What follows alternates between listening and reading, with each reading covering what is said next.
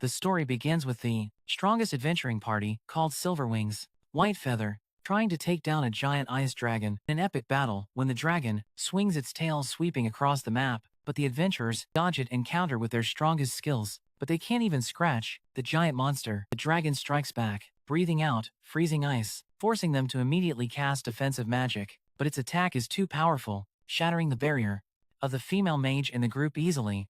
Just before the dragon's attack hits her, the team's head chef with high skills, Dennis, uses his bare hands to block it.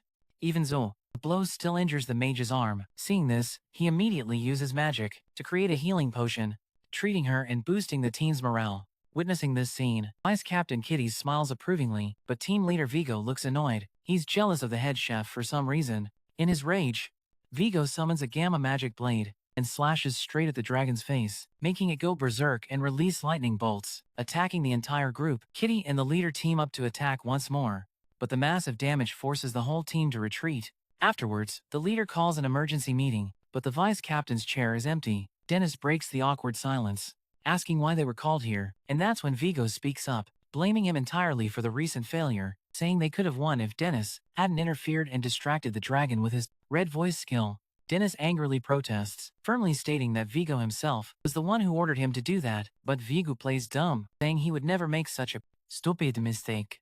Dennis reminds him that their original goal was to collect 10 rare items from the dragon, but when it went into berserk mode, that became impossible. When the whole team was in danger, Vigo himself told him to use the red voice skill to distract the dragon. The mission failed, but thanks to that action, everyone's still alive. Back then, Dennis really admired Vigo for that bold decision, but now he sees clearly that he's just using this situation to shift all blame to him. Vigo even accuses him of being a spy for a rival team, and finally kicks him out of the group. Dennis looks around, hoping someone will stand up for him, but the whole team stays silent, too scared to say anything in front of the boss, so he has no choice to silently accept it. Vigo even calls him a lowly head chef, making him unable to take it anymore. Dennis decides to stand up and fight back, channeling magic into his cooking knives. Ready for battle, Vigo continues his taunts, saying that even though they're both level 99, Dennis is still just a chef who doesn't belong in the group. They both release overwhelming pressure. It seems like a battle is about to break out right in Whitefeather's headquarters. But then Dennis gives up, slams the table, and declares they don't have to kick him out because he quits. Then he turns and leaves to begin his dream journey of becoming a chef. Walking through the bustling streets, Dennis looks back, knowing it's time to say goodbye to the imperial capital. Suddenly, a little girl bumps into him and drops her balloon. Dennis immediately drops his bag, catches the balloon, returns it to the girl, and tells her, never let go of the important things in life. Meanwhile, Vigo watches from afar, grins wickedly, and smirks coldly, deciding to begin his real plan. Just as Dennis leaves the city, Kitty runs after him, calling his name despite walking away. She asks who will make potions and cook for the whole team when he's gone, but Dennis replies that someone else with the same skills will replace him, so she should find somewhere else to eat. Kitty keeps trying to convince him, saying their team became the strongest in the world because of him, and most members don't even know he's been secretly supporting them from behind. She tries one last desperate attempt, even begging him to cook at least one final dinner, or a few more meals. Dennis looks at her and asks if that's all she can think of. He realizes she's being asked for more, then asks what he plans to do next. Dennis shares his dream of opening a restaurant, and thanks her for letting him join Whitefeather. He remembers how Vigo was always jealous of his friendship with Kitty, and it seems like he has feelings for her. Dennis apologizes for not being able to stay, then says his final goodbye and quits the adventuring life. The story continues when Dennis arrives at a small town, where he plans to open his restaurant. He starts looking for suppliers and visits a shop, where the owner, Mr. Pawn, tries to scam him by selling a magic refrigerator at an outrageous price. Just before buying it, he remembers his favorite book, How to Open a Restaurant for Adventurers. He flips through it quickly and confirms that it's best to keep initial costs as low as possible. Then he remembers he can use ice magic, so he tells the shop owner he doesn't need that fridge. Stepping out of the shop, Dennis holds up the book proudly, determined to follow every word in it. He buys an abandoned house at a dirt cheap price, dealing properly with the local suppliers, then gets some pots for his kitchen. When he thinks everything's ready to start, he suddenly notices a page in the book recommending hiring a server instead of working alone. Right then he sees a crowd gathered around a sleazy slave trader who's selling a girl who used to be a noble's daughter, but her parents went bankrupt and got exiled. the slave trader shamelessly lies to drive up her selling price, while the crowd makes disgusting, crude comments that make Dennis feel sick. He tells himself he can't help everyone. However, when the girl looks up at him, Dennis suddenly sees in her eyes a reflection of his own past suffering. The crowd starts bidding from $300 up to $800, and Dennis suddenly outbids everyone by offering $1,000. Silencing the crowd, the slave trader is excited to sell to him immediately, but Pawn appears out of nowhere, bidding $5,000. Unable to stand this guy's greed, Dennis immediately raises it to $2,000. The bidding war continues escalating, past $4,000, and finally Dennis spends all his money to buy the girl. Afterwards he has no money left, then he takes her to buy new clothes. She looks incredibly beautiful in her new outfit. That evening, she quietly follows Dennis. Despite him telling her to stay close, she gets lost. She gets pushed around, bumped into repeatedly, and then cursed at. No matter where she looks, all she sees are strange monsters. In this cold, unfamiliar world, she stands frozen, clutching her skirt tightly when Dennis finds her, scolding her for making him worry, and takes her home. He also apologizes for walking too fast. The girl finally asks why he bought her. Dennis replies that she reminded him of something from his past. He assures her she's safe and asks her name. At first she says to just call her slave, but when he gently encourages her, she reveals her name is Atelier. Dennis politely introduces himself, and when she asks what she should do, he tells her she can use the second floor however she wants, and can even leave whenever she wants. She looks at him in surprise, but right then her stomach growls loudly, making Dennis laugh and tell her to wait while he cooks something. The head chef skillfully adds each ingredient, creating a brilliant dish in just moments. The girl watches every movement, and the moment she takes the first bite, her eyes light up with joy. She quickly finishes everything while crying tears of happiness. Dennis understands she's been through a lot of pain, so he doesn't ask about her past until she's ready to open up. He smiles warmly watching her enjoy the meal. When he asks how it tastes, she eats so fast, she chokes, making weird sounds that worry him, in case anyone overhears and misunderstands. The next morning, Atelier has cleaned the entire place until it's spotless. Dennis gives her a chef's outfit and starts letting her taste the dishes he makes. He includes her in every small task, and instead of walking far away, she now walks beside him. When all the prep work is done, Dennis excitedly shouts and makes her high-five him. He decides to name the restaurant Adventurer's Restaurant, then starts explaining her new role.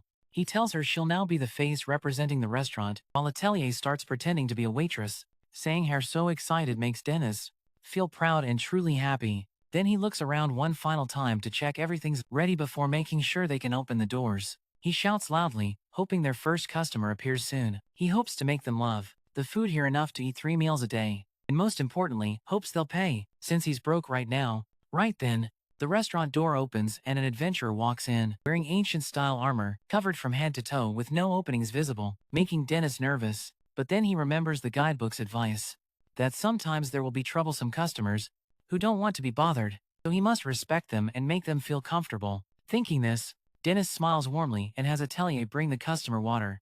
When the knight sits down to read the menu, Dennis watches carefully, thinking he'll order something difficult, but the customer shyly points to the small rice portion and adds 1 topping. Dennis asks if he wants anything else, but he firmly refuses. Dennis asks if it's because he doesn't eat much, and gets a no answer. He immediately realizes this customer is broke, and he speaks up saying he'll make a single dragonfish portion, but the knight's voice quietly admits he doesn't have enough money. Dennis gets frustrated and says a strong person needs to eat properly. But after just a moment of thought, he realizes that voice belongs to a girl, coming from inside that heavy armor. A few minutes later, the female knight named Henrietta explains that her team also kicked her out, and she calls them ungrateful jerks because they looked down on a female knight's strength and said she'd just be a burden to them, so they didn't need someone like her on the team. She says gender has nothing to do with skill. Dennis agrees, but Henrietta also admits that currently, she's only level 23, and he thinks that's pretty good for her level. Then she gets incredibly excited when mentioning the strongest team, White Feather, because their vice-captain is also a female swordsman, just like Henrietta. She gushes about the legendary blood sword god, who many consider the strongest female swordsman ever. Dennis mutters that she can be pretty annoying sometimes. When Henrietta asks what he means, he pretends he didn't say anything. Next, Henrietta confesses that she found a team where she didn't have to speak, so they wouldn't discover she's a girl. But it's also pretty hard to join a team without actually talking to them. Now she's both broke and jobless. After listening to everything, Dennis brings out a steaming hot dragonfish portion and tells her to eat first and pay later. Henrietta's eyes light up immediately when she bites into the tender, crispy meat. The flavor is so amazing she can barely chew, calling it the best food in the world. When she thanks him after the meal, Dennis says if she wants to thank him, then become a regular customer. Henrietta says she really wants to, but she can't earn money without a team. Hearing this, Dennis comes up with the idea to ask other customers if anyone needs a female knight, and tells her to come back tomorrow for his answer. If he finds a team, soon enough, an all-male team comes to the restaurant and is amazed by how delicious the food is. The cute server is also adorable. They praise Dennis, making him happy. Then he asks Atelier if she enjoys getting compliments. The girl just quietly walks away without showing emotion, but she does seem happier. Then she carefully serves tea to a kind elderly woman. Right then Dennis hears the male team saying it's time to start their next adventure. He immediately asks if they're a team, and says he knows a female swordsman looking for a group. He mentions she's a girl, and quite skilled as a tank. The team immediately agrees and says she can join as early as tomorrow. Dennis is surprised they agreed so quickly, and the man explains that his team really needs a strong tank by tonight. Henrietta can't believe Dennis found a team so quickly, and thanks him, saying she'll use her first paycheck to eat at the restaurant. But Dennis thinks for a moment, then says even though he found her a team, she should still be more careful when choosing one. Before he can explain, she says it's fine. She can't accomplish anything by worrying about every little detail. Seeing she's decided, Dennis serves her another delicious dish that makes all of Henrietta's worries disappear. She promises to pay him back while talking and chewing, with her mouth still full, then wonders what to order tomorrow. He realizes she might actually eat every meal at his restaurant. That evening, the two say goodbye. Late that night, when Dennis and Atelier are cleaning up and back, the last two customers are still talking about how amazing his food is. Right after that, two girls start gossiping about a rumor about an all-male team that specifically targets female adventurers traveling alone, then attacks them after luring them deep into dungeons. This immediately grabs Dennis's attention, and he hears them say this team hasn't been caught because after striking, they disappear and leave no trace, then move to a different town. After doing this 2 or 3 times, after hearing the whole story, Dennis immediately thinks of that 4-man team, but he still hopes they're not the bad guys. The next morning after Henrietta introduces herself, the leader named Stu and the other 3 also introduce themselves. Next, Stu tells her to relax like everyone else, even though he's the team leader. Then they head into the forest. Henrietta asks Stu what the mission is, and he says it's just a simple request to collect 10 items. Hearing they just need to go in and grab some things, Henrietta timidly asks what those things are, but the team says they'll explain inside, and she decides to go along to avoid making things awkward. Inside, she quickly takes down all the monsters on the first floor, and the team keeps praising her, embarrassing her. When Stu says it's time to go deeper, she felt really happy because the group trusted her. Unlike before, when she was criticized just for being the eldest daughter, now she thought everything would be great with the new group. But she didn't know that those fake smiles disappeared from their faces the moment she turned away. When the group went deeper, they activated a summoning trap, calling forth a massive ogre. But Henrietta immediately rushed in and sliced off the creature's arm in just a split second, then continued her work in her role as the main damage dealer for quite a while, until she was exhausted to the point of stumbling. However, Steele acted surprised. She was already tired, and reminded him that he once said their destination wasn't that deep, but the leader said they were almost there. So she pushed herself until they reached a crystal mine located there. The men explained they came here to collect blue crystal shards, called miracle crystals, and immediately started gathering them. Hearing this, Henrietta sighed in relief and sat down. Looking exhausted, Steele told the wizard to cast a healing spell on her, but instead, he hit her with a stunning spell, making her body even weaker. When she tried to grab her sword, Steele stepped on her hand and kicked it away. Henrietta immediately realized she had been paralyzed, while Steele stepped on her, and they felt lucky, because she was stupid and easy to fool. The wizard smirked, saying that precisely because she was so stupid, they would soon have beautiful memories with her. They looked at her with dirty eyes. Steele said female swordsmen were the best prey, because they had beautiful bodies, then announced the good news that they would let her go. After the whole group had fun for an hour, the wizard wished her luck, but luck for next time, because under the effect of his stunning spell, she wouldn't be able to return immediately. At that moment, Henrietta regretted not listening to Dennis's advice. Dennis, to be more careful when she saw this group had suspicious signs. After that, they started removing each piece of heavy armor from her body, and Steele said bluntly that no one would come to save her, no matter how much she screamed. Just as she lost all hope, the men heard a strange sound, possibly another group.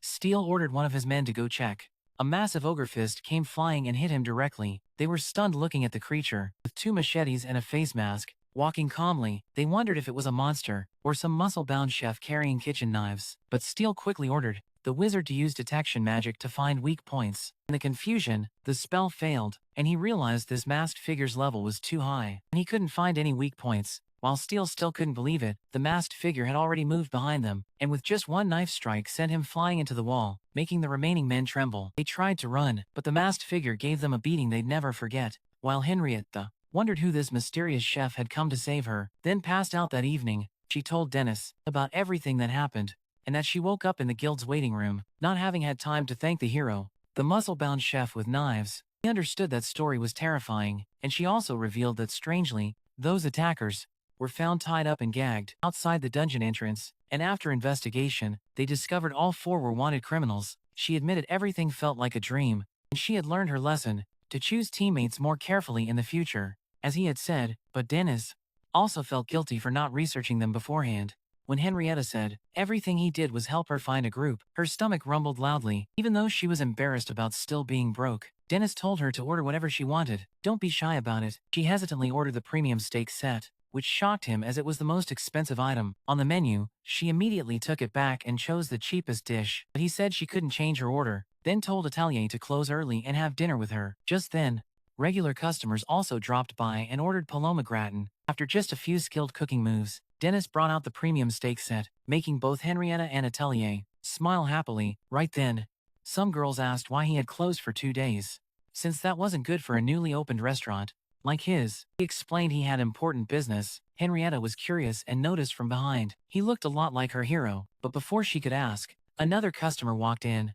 The next morning, Henrietta kept talking non-stop, and finally this uncle couldn't stand calling him by his first name. He replied that he still thought she wouldn't talk to him. Then he cleverly changed the subject and asked what she wanted to eat. She chose magic ramen, and he quickly got to work. While preparing the dish, he admitted that he had actually heard everything from the beginning, and then returned to her question about why she wanted to hide her gender. Henrietta had no answer. He told her to do what she thought was right, then brought out the steaming magic ramen. Henrietta quietly took note of that advice and stood up. She asked to borrow the back room for a moment, then quickly removed all the armor underneath. When she returned, she wore a completely different outfit. Walking out on the street, she thought about how people usually forgot she was a girl, but instead of falling into that trap, now she understood that being herself would be much easier.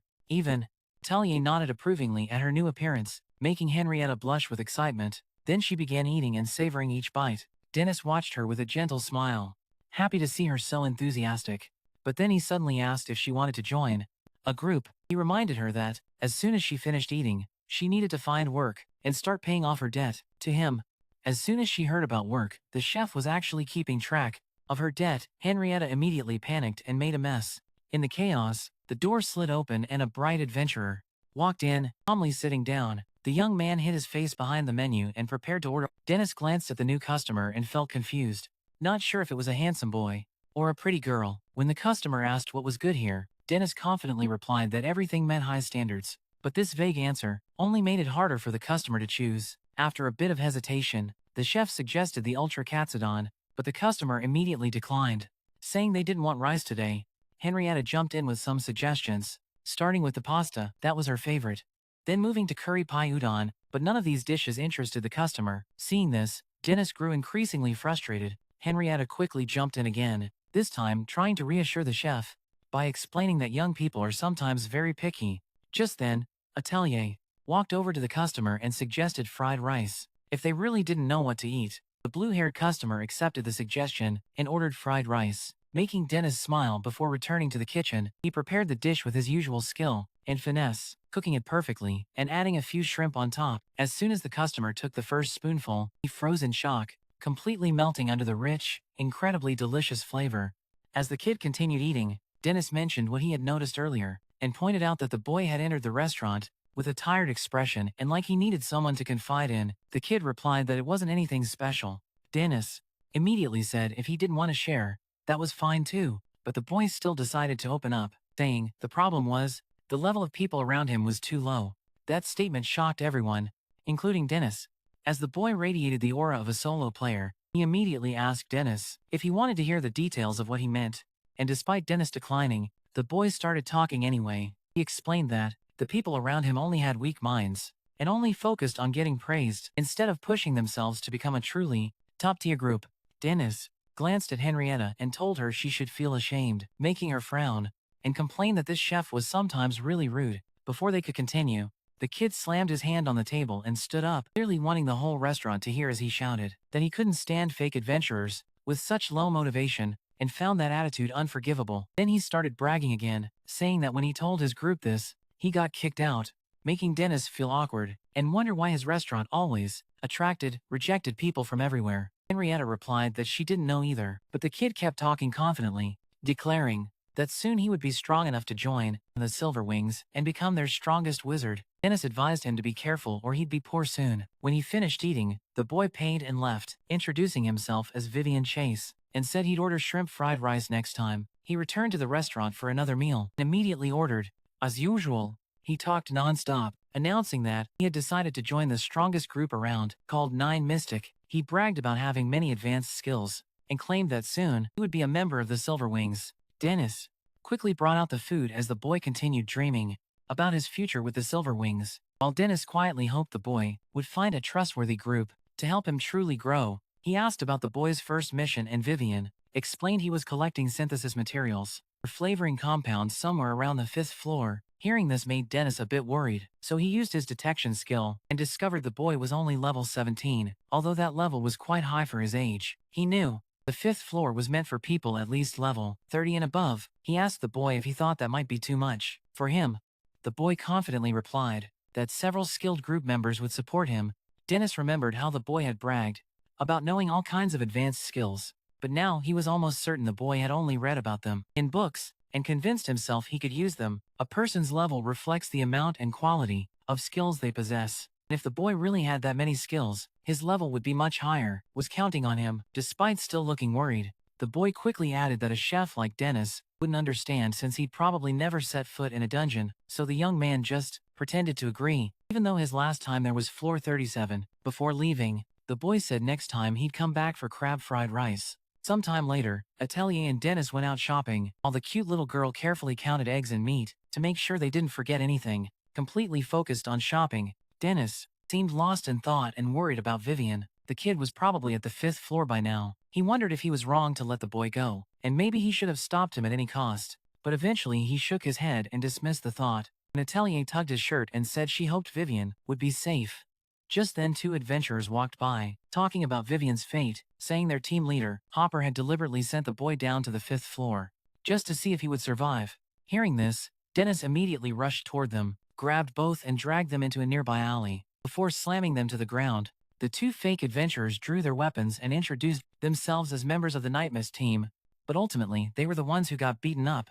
While Dennis walked away with the information he needed, when he returned to Atelier, Dennis apologized and said they would have to close the restaurant today. He could see she was just as worried, and gently told him to be careful. Dennis smiled softly and told her not to worry about him. Meanwhile, on the 5th floor, Vivian was desperately running for his life through the dungeon, screaming for the goblins to stay away from him. The adventurers who came with the boy had been left behind, saying this was a test, and that team leader, Hopper, had high expectations for the boy.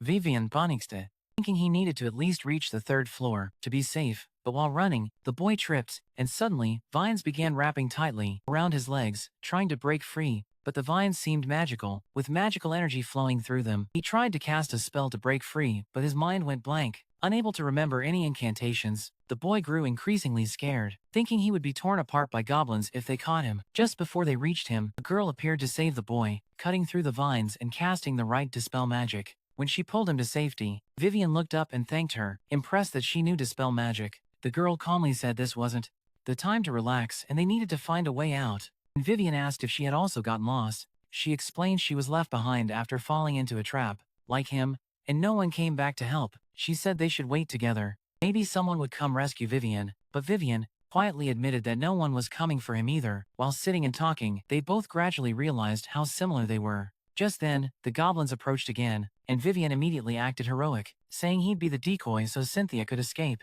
Despite her protests and pleas for him to wait for backup, the boy insisted that he owed her his life and charged forward. Before she could stop him, facing the goblins, the boy shouted that he wanted her to be the one who lived, then rushed at them. The boy tried to stay calm, hoping Cynthia had escaped, and cast a defensive spell called shield to block the goblins. The spell worked for a moment, but the monsters quickly broke through and charged. Just then, Dennis appeared, wearing a cheap mask, and using his skill, stuffed all the goblins into a cooking pot. Vivian screamed in terror, pointing at him and shouting, "Monster!" panicking and repeatedly casting shield spells. Dennis face-palmed, and it was then that Vivian realized the masked person was Dennis. Dennis ripped off the mask, wondering what good the thing did anyway, then lightly knocked Vivian on the head for daring to risk his life right in front of the goblins. As Dennis pulled the boy away, Vivian mentioned there was another person with him. The boy worried Cynthia had run off, but Dennis said he hadn't seen anyone on his way there. The boy pointed to a nearby cave, saying she might still be there, but when they looked, they only found the skeleton of someone who had died long ago. Later, at the Adventurers Guild,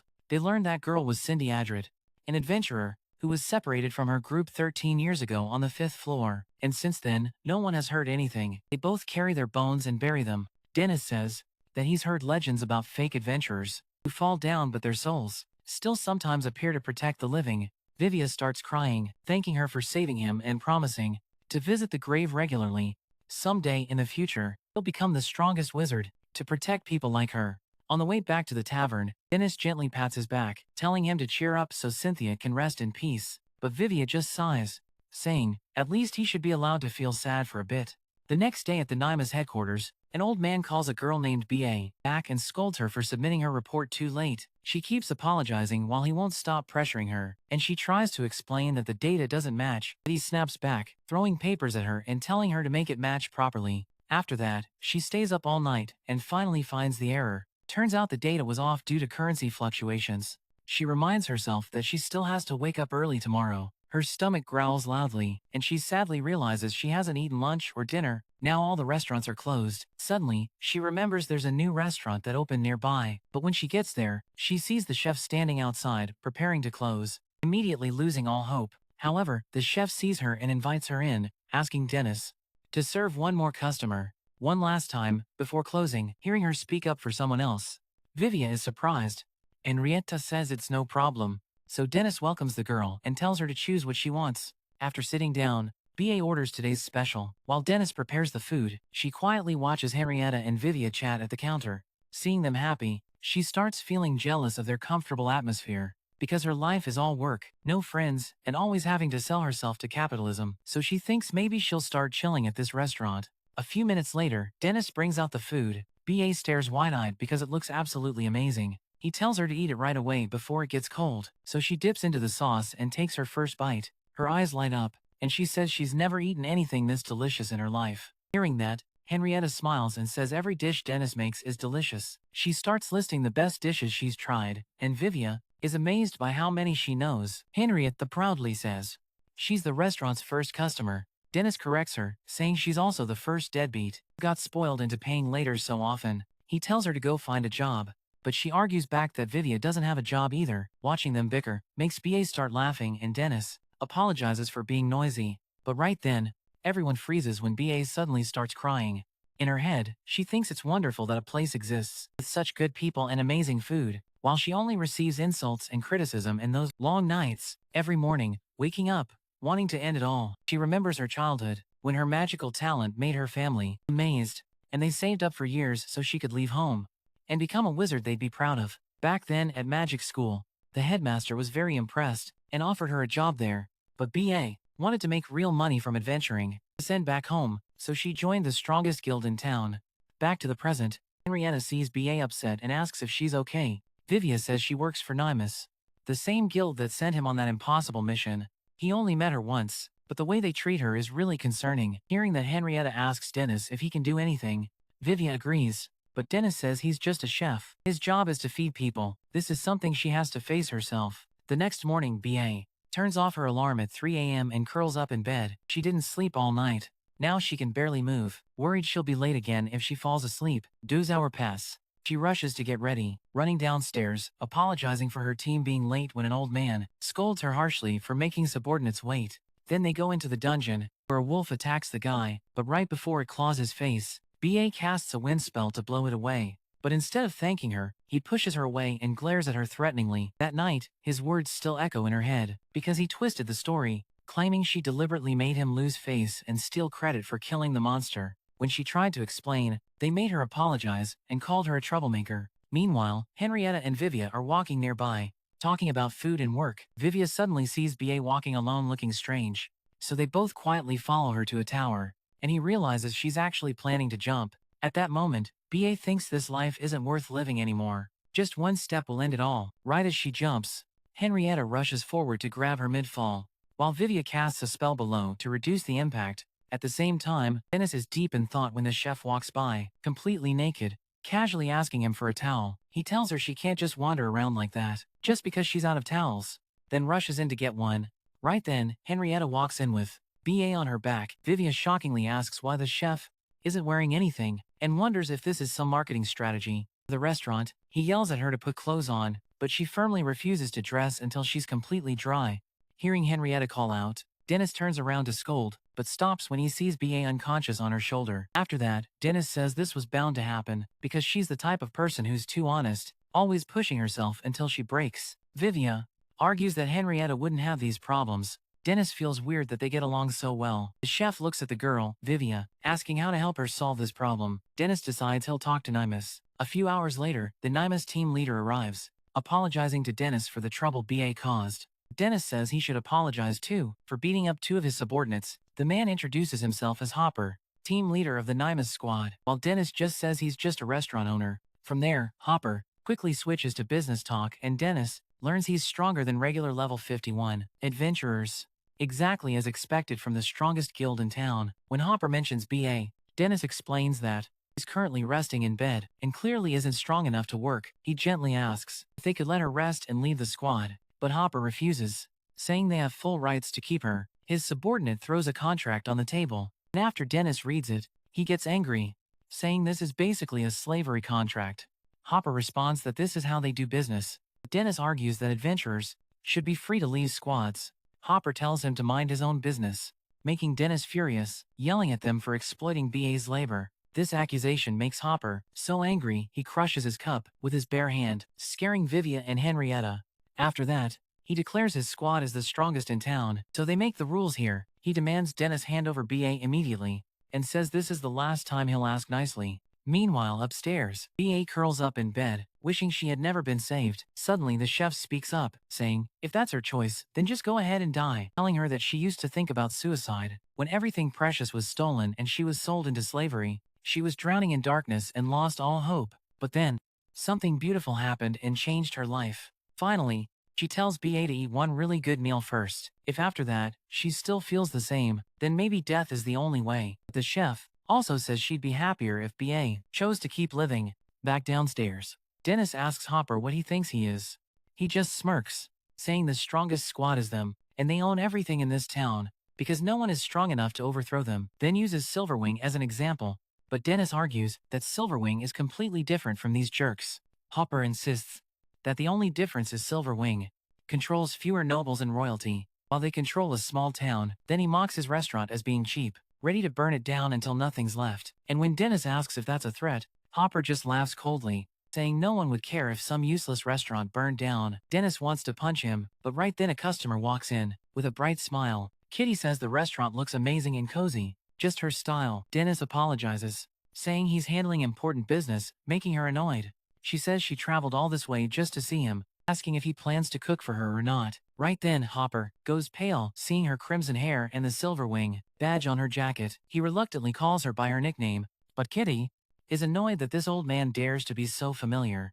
Then she turns back repeatedly asking Dennis to cook for her, but he tells her to sit at the counter until he finishes talking, making her pout. Dennis turns back to ask Hopper one more time if there's any way for BA to leave the squad peacefully. Before Hopper can answer, Kitty shouts that she wants to take the cute girl with blue hair, but Dennis corrects her saying that's a boy. Vivia is confused, asking if she's Silverwing's vice captain and why she knows Dennis. He is surprised he hasn't told them, and before Dennis can stop her, she casually reveals that he used to be a Silverwing member and was her most reliable partner. Hearing this, everyone is shocked, while Hopper starts trembling, realizing he almost messed with someone he shouldn't have. When his subordinate asks what to do, Hopper immediately says to tear up the contract, declaring BA is free to leave the squad, then hurriedly leaves, wishing her a quick recovery. After they leave, Kitty says she doesn't like those guys' attitude at all, especially when they dared to threaten her Dennis, but Dennis reminds her he doesn't belong to her. Kitty suggests that she could have those jerks exiled from the kingdom. Dennis thanks her, but also warns her not to let power go to her head and corrupt her, which makes her a bit upset. But that's also why she treasures his heart. While Henrietta and Vivia quietly observe, Dennis asks Kitty what she wants to eat. Right then the chef appears with BA and orders today's special. Kitty orders the same and starts eating right away. BA sits quietly watching her. Dennis tells her to eat before it gets cold. After the first bite, she chews slowly in an adorable way that makes everyone smile. The next day at Silverwing headquarters, Kitty walks in and hears everyone discussing how the team leader lately keeps complaining because the squad is struggling with new missions. Right then she touches Vigo's face. He looks really miserable. He immediately tells two nearby members to leave, then quickly asks Kitty about her meeting with Dennis. He heard about it from a little bird. Kid too jokes that his little bird is pretty fast too, then says she just stopped by to try Dennis's cooking after a long time, but actually, after tasting today's special, Kit had invited Dennis back to Silverwing because the squad is falling apart without him, but he made it clear he has no intention of coming back. Even when she said that, Vigo and everyone are really struggling without his support. Dennis still explained that he loves his new life, and even though most of his regular customers are weirdos, he still prefers a stress-free life. When Kitty asked if her begging could change anything, he reminded her that from the beginning, he was always just a chef, not an adventurer. Kitty felt sad about that answer.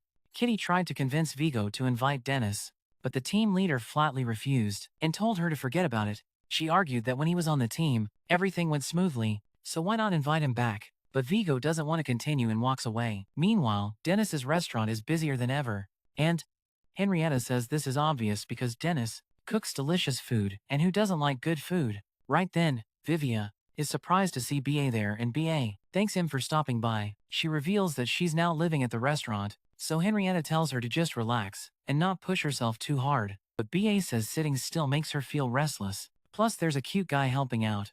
Right then, Dennis brings food over, and both girls light up like always. When they see us cooking, Henrietta takes a bite of crispy fried shrimp and says this is exactly why more people become regulars like her every day. But Dennis, hearing that both Vivia and BA are shocked because she still hasn't paid him, Henrietta argues that she's been trying to find work. Things are tough, and Dennis just stares at her coldly, making her apologize for making lazy excuses. Right then, more customers walk in, and Vivia asks Dennis if he can handle it all. He explains that the chef has been helping him a lot, and Vivia also notices she seems really happy lately, so something good must have happened. Right after that, a plate slips from Dennis's hand, and he asks Vivia if he could stop by on his next day off, because he wants to discuss something. Henrietta quickly offers to help out, but Dennis immediately refuses, making her even more curious about what's secret between them. That night, Henrietta feels anxious about having to shower at the public bathhouse, because she's still broke. Remembering Dennis calling her a freeloader, she starts thinking he'll kick her out of the restaurant if this continues, so she decides she has to do something before it's too late. Meanwhile, on Vivia's day off, Dennis finally sits down with him and admits that the chef currently has a boyfriend. Vivia is shocked this is what Dennis wanted to talk about. Dennis explains that recently he's been giving her some spending money, but now she just disappears somewhere. He says he's worried sick, not knowing where she goes, until he saw her with some guy. Vivia thinks it's good that she has a friend. Dennis slams the table, saying it would be much worse if they're more than friends. When Vivia asks why he doesn't just ask her directly, Dennis gets flustered, saying that would be really awkward. He's annoyed, saying if that guy was serious, he should at least bring him a box of cookies. And he declares he won't let her date anyone under level 80. Suddenly, the chef appears behind him and tugs his shirt, asking what he's talking about, making Dennis panic. Vivia quickly covers, saying he came to learn cooking, and Dennis gives him a thumbs up for the quick response. Right then, the chef also says she wants to learn cooking, making Dennis happy and telling her to wash her hands before starting. Then he showed her how to slice the onions properly to change the flavor of the dish. When she said it was too spicy for her, he panicked and quickly showed her a trick to fix it. But when Vivian said the boy's dish was also spicy, Dennis used double standards and just wished him luck. Next, he praised Stella when she sliced correctly. But when Vivian did it well too, he acted like it was normal, watching Stella try her best. Dennis remembered his childhood. When he once asked his mentor if he was doing well, she said he was cheating with his skills. When he asked how she knew, she just replied that she always knew what he was doing. Back to the present, Stella called Dennis, waking him from his thoughts, and said she messed up cracking the egg. He helped her fix it cheerfully, teaching her how to crack eggs properly and spread the flour on the meat. Then they fried the meat and made cutlets together, finishing quickly. Dennis told Stella that for a first try, she did amazingly well. But when Vivian showed off his cutlet, Dennis just glanced over and said it looked decent. Just then the church bell tower rang out, making Stella jump up and run outside, saying she had to go. Dennis asked where she was going, and she just said outside. Watching her leave, Vivian guessed she was meeting her boyfriend, making Dennis panic again. Just then Beth came downstairs from her room, and Dennis quickly told her to finish eating the lawns, food and go shopping because he had urgent business with Vivian, clearly not wanting to go at all. Just then, Beth looked worried because she wasn't confident shopping alone. Right then, Henrietta appeared at the perfect time and excitedly bragged that she just participated in a team ranking exam. Dennis immediately ignored that and asked if she could help Beth go shopping. Henrietta happily agreed, and Dennis said he was counting on them before rushing outside at maximum speed, leaving the two girls confused about what was happening. In the city, Vivian tried to convince Dennis to stop because they looked like stalkers, but Dennis ignored him, saying he was the girl's guardian. Vivian said then he should just go meet her directly, instead of acting so suspicious. Right after that, Dennis grabbed Vivian's head and pointed out the boy who dared to seduce his innocent little girl. Vivian said they still didn't know if they were just friends, but when the guy led her into a jewelry store, Dennis lost his cool, thinking she was about to leave with an engagement ring and that everything was happening too fast. At first Vivian asked if they should go inside, but seeing Dennis on the verge of a mental breakdown, the boy came up with another plan. Meanwhile, Henrietta sat alone nearby, looking worried, so Beth asked what was wrong. She admitted she needed to earn money urgently before Dennis started hating her, and Beth asked about part-time job wages. Henrietta said it all had to go to repairing clothes and buying healing potions because she always got hurt. She complained that money kept disappearing, no matter how hard she worked, which made sense since she was a tank. Henrietta said she was thinking of other ways to pay her debt, and Beth promised to support her with everything she had, making her happy. Just then they overheard two men gossiping about rumors that team leader Nimitz was taught a lesson by a restaurant owner who used to be part of the noble faction. They wondered if Nimitz would seek revenge. Meanwhile, Dennis still didn't understand why Vivian's genius plan involved a speaker. Vivian explained that this device was enchanted to transmit sound very far, but Dennis still didn't see the point. So Vivian said the rest relied on a genius mage like him after he cast a spell. Stella's voice came through the speaker, making Dennis truly impressed, but Vivian admitted this trick was just for show. Then they heard Stella say she liked the item. It was wonderful, and she would treasure it forever. Both went silent, but when she said she was so happy to have met this guy, Dennis panicked so much, he shouted, making an old lady nearby suspicious. Just then, a thief using wind magic stole the lady's purse and ran. Dennis called for help, but when he realized it was just a purse, he immediately turned to Vivian asking for more magic power. Meanwhile, the blonde thief was laughing because this job was too easy, until he saw a scary man carrying a kid on his shoulder, charging toward him at terrifying speed. He quickly fled because his opponent was still catching up, even though he was using wind magic, and then realized Dennis wasn't using any magic at all. Vivian asked if all members of the noble faction were this fast, and Dennis replied he was the fastest because he never missed a leg training session. Reaching the dead end, the thief used wind magic to jump onto a roof, while Dennis climbed up using just muscle power. When he asked Vivian if he had any useful spells, the boy immediately used magic to launch him like a catapult. The blonde thief was terrified when Dennis leaped through the air and quickly closed in, but he threw a surprise punch before Dennis could catch him and escaped. Vivian said, with this type of magic it was hard to catch him.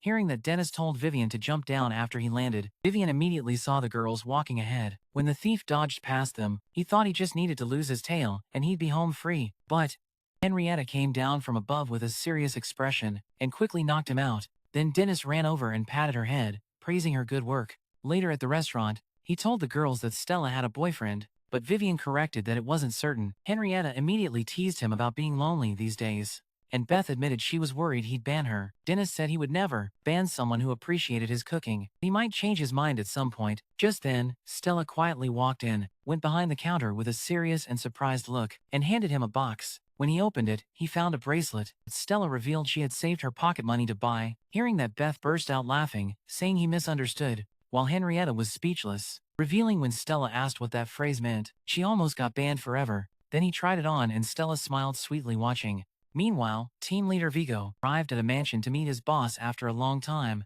The next day at the restaurant, Dennis told Stella to go outside and clean up, but just then, a customer walked in and he said lunch hours were over.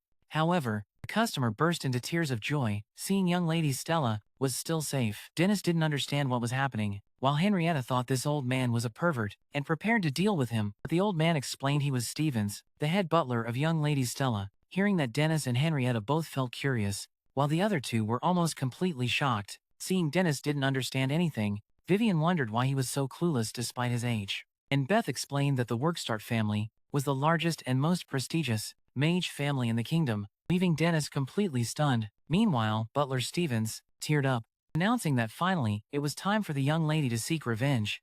After sitting down, Stevens muttered, "It was tragic for her to live in such a shabby, poor restaurant," making Dennis want to throw him outside. But Vivian told him to at least let the old man finish talking. Stevens revealed that he was actually the former general, and the royal court had ordered him to bring the young lady home. His story made Dennis confused, so Stevens continued that Stella's father's brother, her uncle, had kicked her out of the family, claiming she was illegitimate. However, now they had found her father's will, clearly stating that Stella was the rightful heir, who would inherit all his power and wealth. The royal court had given her a chance to have her case heard, and that's why Stevens was begging her to return, to end Joseph's humiliation, and reclaim her rightful position. The room immediately fell silent when Stella refused. Dennis immediately asked why, and she said she didn't want to go back to that life, because painful memories kept repeating in her mind. She hugged Dennis tightly. Stevens tried again to convince her that working at a commoner's restaurant was beneath her, making Dennis angry. But then he realized Stevens had a point. He was just an ordinary cook, while she was basically a princess. Thinking this, he gently asked again if Stella really didn't want to go back, and she nodded firmly. However, Dennis said she couldn't ignore something that would seriously affect her future, because sooner or later, she'd have to face it. Hearing that, Stella bravely agreed to go if Dennis would come with her, making him feel proud. A few hours later, Vivian appeared dressed like Sherlock Holmes and excitedly asked Dennis, who was now in formal clothes, if he could come along. Dennis agreed, and the girls promised to take care of the restaurant. Just then Stella came out in a blue dress, making everyone stare in admiration. Dennis said it was time to go, but Stella softly said she didn't want to go, even though she knew she had to, then started repeating over and over that she really didn't want to go, making Dennis proud, because that was the longest sentence she'd said all month. He patted her head and reassured her he'd always be by her side. And Stevens asked if the young lady and her servants were ready. This made Dennis irritated, despite knowing he was lower in status, so they set off. The girls cheerfully wished them a safe trip. After a long carriage ride, they reached the capital, and Vivian's eyes widened in wonder, gazing at the city, like a country kid visiting the big city for the first time. Meanwhile, Dennis felt uneasy returning to the capital, but Vivian pulled him from his thoughts. As they passed by Beck's restaurant, supposedly the best in the royal capital, though he wanted to say hi to his old friend, Dennis felt he no longer had the face to meet him. Then they arrived at the Workstart mansion, where a legal official came out, introducing himself as the person in charge of the case, while Dennis introduced himself as Sergeant Davis's guardian. Then they went inside, and Sergeant Davis explained they needed to test the young lady's blood. Stella flinched seeing the needle in his hand. Stevens both approached, and kept repeating mechanically that it was scary as a machine, and as soon as the needle pricked her hand, she collapsed like a deflated balloon. While Dennis carried her in his arms, Sergeant Davis said they would move to the next courtroom, but Dennis handed her to Vivian, saying he wanted to understand the situation to know how to help her. Sergeant Davis agreed and explained that her father, Lord Thomas, was a master of hypnotic magic, and some special types of magic only passed through bloodlines. Hearing this, Dennis realized she inherited the power to control minds. Sergeant Davis continued that her father had saved many people with that ability, but he was poisoned by his brother out of jealousy to steal his beautiful wife and position as family head. At the same time, he falsely accused the young lady of being illegitimate, destroying her reputation beyond repair. However, Lord Thomas was very clever. He left a will, and thanks to that the royal court allowed a rigorous blood test using magical tools to prove the heir's identity. The man dropped a drop of her blood onto a magical crystal orb, then added another drop of Lord Thomas's blood that the royal court had preserved all this time, and explained that the crystal flower pattern appearing inside was proof they shared the same bloodline. Then he repeated the test with her mother's blood, Lady Eliza, and got the same result, confirming Stella was truly their daughter. Dennis and Vivian were thrilled seeing the clear evidence, but Stella remained sad. Later at the court hearing, the judge began the trial with both sides present, and Stella's uncle, Lord Joseph, immediately started making sarcastic remarks about Dennis. Dennis remembered Joseph was one of Vigo's clients, and told him he'd pay the price for daring to mess with his little girl. Just then, the judge warned Dennis, calling him Dennis Brex, making Vivian notice this famous name. Then the trial began and the judge read Lord Thomas's will, which clearly stated that young Lady Stella was the family's legitimate heir, born from his own wife. Therefore, she would inherit all wealth and power, while the brother, Joseph, would only inherit the library and knowledge passed down by the family. At this point, a noble lady stood up, agreeing that she was indeed Lord Famous's daughter, but arguing she wasn't worthy to be the heir because her mother was just a low-class mistress. Immediately, Sergeant Davis objected, saying it was exactly because of such meaningless words. Everyone was here to draw the young lady's blood and present clear evidence, so no one could dispute the will, but Joseph just smirked confidently, saying this was just wasting time, making Dennis furious. Right after that, a large doctor approached Stella's seat, making her so scared she gripped Dennis's sleeve tightly, and he gently reassured her while the doctor drew blood. Then, the judge asked everyone to draw lots from a bag to decide who would use the magical artifact. To prevent cheating, Dennis focused intently on the bag, drawing first but not getting the red stick. Then everyone took turns. And finally, Stevens was chosen. The old butler began sweating and trembling, stepping forward to put Alice's blood in first, then adding Stella's blood, and the result was a crystal confirming a match. Dennis sighed with relief, but when Stevens added her mother, Eliza's blood, the crystal only formed for a brief moment, then melted into a disgusting black sludge. The whole room was shocked. While Joseph smugly said he told them it was a waste of time, Sergeant Davis insisted there must be an error, and asked to redo it, but the judge refused. Joseph declared this proved that Stella's birth was his brother's mistake, making her feel incredibly ashamed. Then the judge ruled that the will was only half valid. Joseph would inherit all the family's wealth and power, while Stella would only inherit the library and magical knowledge. Hearing this, Joseph smirked, saying he didn't mind accepting it, because even as the family's shame, she was still his brother's daughter. At this point, Dennis noticed Stevens was secretly bandaging a wound and immediately slammed the table, grabbing his collar, exposing that he had used his own blood to fake the test. The old butler confessed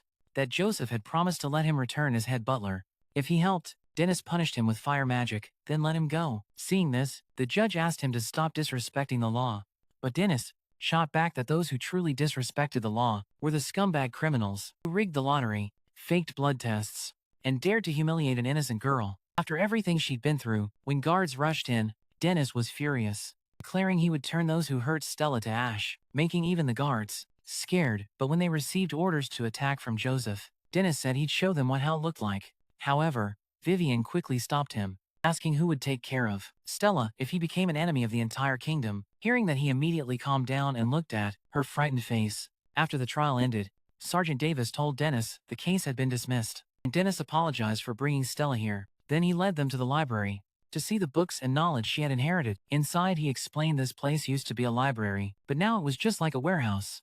Though there might still be something valuable, Dennis stepped over a rotten plank and warned Stella to be careful. Just before she stepped on a magic trap and fell down to the basement below, they discovered a secret room packed with books. When Vivian and Sergeant Davis started reading, they realized these were rare magical texts, so valuable they were practically national treasures. Holding a few more volumes, he explained this place contained the history and mysteries of humanity.